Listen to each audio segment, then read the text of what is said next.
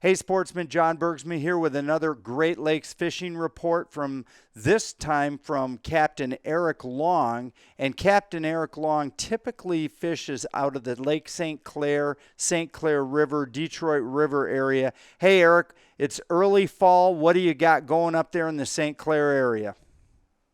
Hey, John, how's it going? It's Good. actually been really good, actually.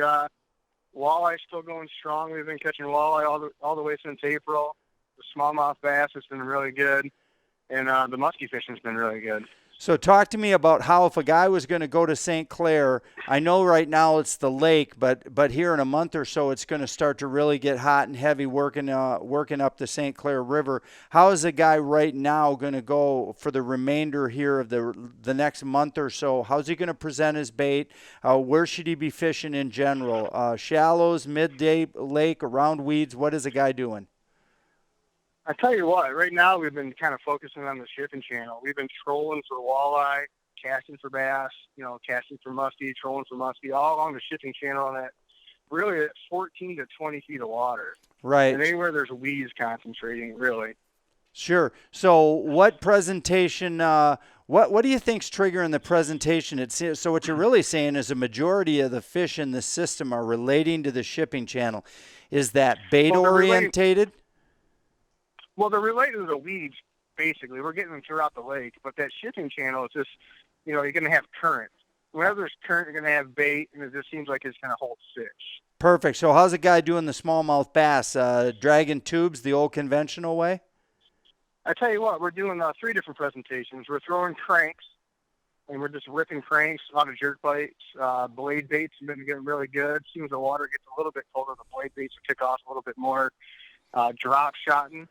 And tube baits. Beautiful. So the drop shot and the edges and the break edges as it tumbles down into the shipping channel itself. And when you're ripping those baits like a ripping bait, like whether it's a blade bait or whether it's something like a red eye shad, those are being right on edges of weed patches, correct? Yeah, I mean, basically you want to be in the weeds. So we use a lot of the blade baits because they'll actually cut through the weeds. But you want to be, if you're not in the weeds, you're not going to catch fish typically. So, it's a 50-50 if you're actually going to come back with weeds or a fish. Yeah, I've noticed some of your photos here in the last couple of weeks is a picture of a nice white fiberglass boat just completely covered with weeds. Oh, it's definitely a lot of work. Definitely the lake is full of weeds right now. We're fishing in 18 feet of water, and we got weeds, 10 feet up. And then we got a lot of wind lately. We got a lot of boat traffic with the holidays, so we got a lot of floating weeds too. But, if you're willing to work through the weeds, you're going to get good fish. They're there. Oh, yeah, and I've seen the pictures of your fish have just been awesome. I've seen some super good-sized muskies. I've seen some really nice smallies. Of course, the walleyes. I know the perch bite will start really kicking into gear here in the next 30 days. Well, Eric, I know you got a few openings for our customers if they've never been to St. Clair and they want to get out there and give it a whirl and see what the lake has to offer them. Oh yeah, for sure. We're usually booked out about 30 days, but we definitely have some fall openings through later October, November, even December. We'll cast all the way into December for muskies. Perfect. Well, guys, thanks so much, Eric. Eric Long from Long Lines Charters, based out of the Lake St. Clair area. But truthfully, Eric fishes pretty much anywhere there's a hot bite. Is that correct, Eric? I mean, I've seen you from Manistee to we'll Ludington. Lake Erie one day, yeah. Lake Michigan the next. We'll be up in Port Huron. We're all over the place. Oh, I know. And that's one of the cool things that you get when you book a charter with Eric is you got a super experienced, versatile fisherman that's capable of jigging walleyes from the mouth of St. Clair up in Port Huron all the way to the mouth of Erie and out into Lake Erie, all the way through that system, and then over on the west side of the state. I've seen him before up Manistee, Ludington area. So, Eric, thanks again for some great information, and we'll post your information and contact here at the bottom of the screen for our folks to get. So thanks again for a great fishing report for early September from the Lake St. Clair area. Let's do just a quick little recap here. Eric talked about a few things, and I've got a few of these things laying on my little display table here. One of the best grubs He talked about tube baits.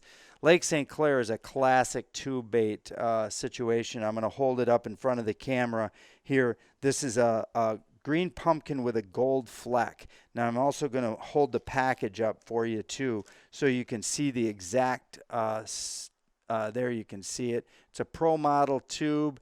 You should be able to get the information off there. This particular color is a sensational color on Lake St. Clair. That green pumpkin's always a good color. The minute you put like a gold fleck or anything like that into it, it's going to really grab and imitate the goby situation. You're going to run that just on a standard hook. Then another thing as a search bait above the weeds, we're going to hold this up here. This is a swim and shiner. A swim and shiner on just a regular old squadron jig head. This is I think an 1/8 ounce I'm holding up right now, an 1/8 or a 1/4. And you heard Eric talk about a circumstance where you've got 18 foot of water and then you've got 10 foot of weeds. So what you've got is 8 foot of clean water above those weeds. Throwing a swimming bait is an awesome way to encounter nice size smallies. And also, believe it or not, if you let that bait fall and then just rip it out of the weeds and slow crank it, let it fall, rip it out of the weeds again, it can be an awesome walleye bait. This white 4 1/4 inch swim and shiner is a great walleye bait. It's a great smallie bait. Another bait that's a really good search bait I'll hold up here is the red eye shad. Now, a red eye shad is a combination between a crankbait and a blade bait. What it does is it has a super tight action.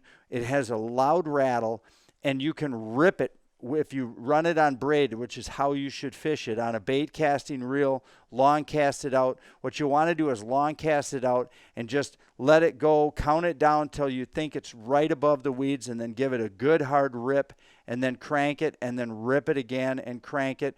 Red eye shad is a huge trigger bait for smallmouth bass, and again, you'll catch a random nice size walleye on it as well. So, and when he was talking about drop shotting, we've got a little drop shot rig here I'll hold up. Obviously, you guys know what a drop shot is. It's a single drop shot hook hooked right through the nose. One of my favorite colors is this pearl chartreuse. I'll hold it up for you so you can see it. It's just a dream shot. Working those off the edges of the shipping channel where it tumbles down and is clean. The weeds will stop at the end of the shipping channel, and then you'll encounter clean water. A lot of times on your graph, you're going to see marks holding somewhere along that tumble break down to the bottom. That's where the drop shot is lights out.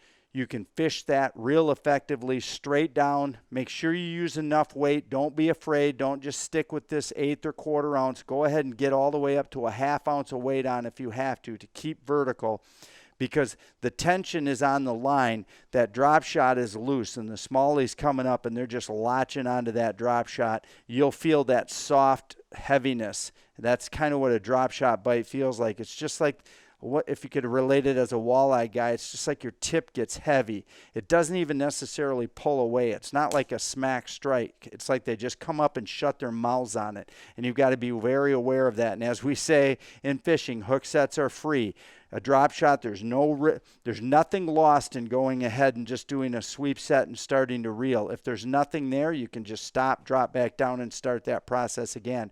But I've seen too many guys with drop shots not realize they have fish after fish after fish, and they're actually doing the right thing, but they're not setting the hook because they're not recognizing the bite. And it's a touch thing. Once you get it, you'll be all over it, and you'll love it. It's an awesome way to fish. So thanks for joining us for this week's Lake St. Clair area fishing report. This is John Bergsma from the Fisherman's Digest.